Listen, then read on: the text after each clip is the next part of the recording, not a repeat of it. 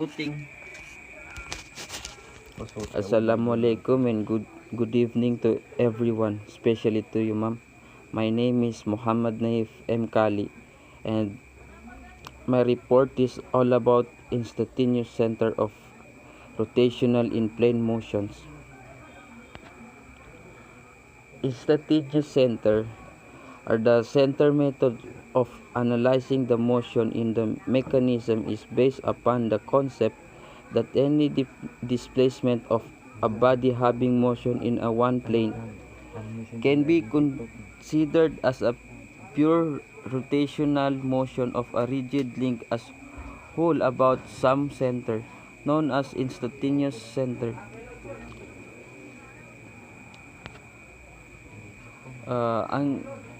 What is instantaneous center? There are three types of instantaneous.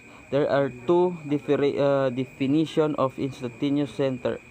Are the instantaneous is a point on a member which another member rotates around and permanently or instantaneously. Instantaneous center is a point in common between two members where the velocity or velocities are equal, both in direction and magnitude. The instantaneous center for a mechanism are of the following three types. The one is a fixed instantaneous center. Other is a permanent instantaneous center, and the third is fixed or permanent instantaneous center. The first two types are together known as primary instantaneous center, and the third type is known as secondary. At the instantaneous center of rotations, one rigid link rotates instantaneously relative to other.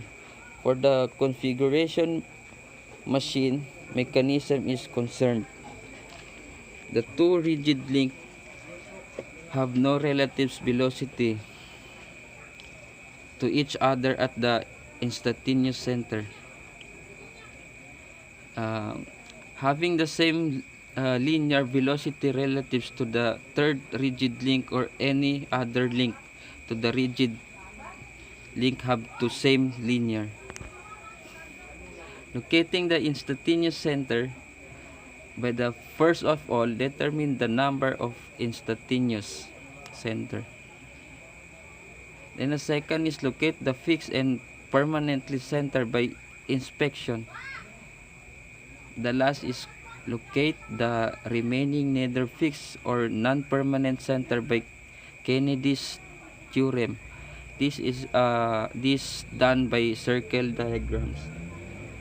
The Kennedy's theorem states that if three bodies move relatively to each other, they have three instantaneous center that lie on a straight line.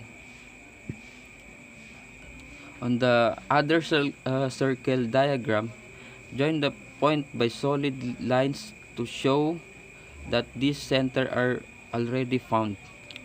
To define the other instantaneous center, join the two corresponding points.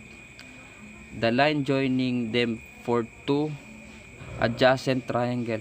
For example is, consider a 4-bar ABCD mechanism as shown in the figure.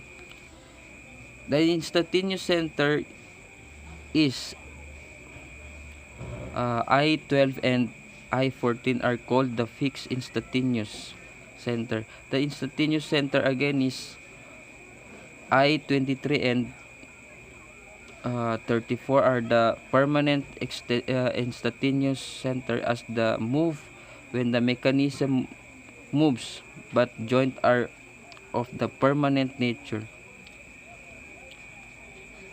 The last example is to fix or permanent instantaneous are they vary with the configuration of the mechanism in the circle diagrams.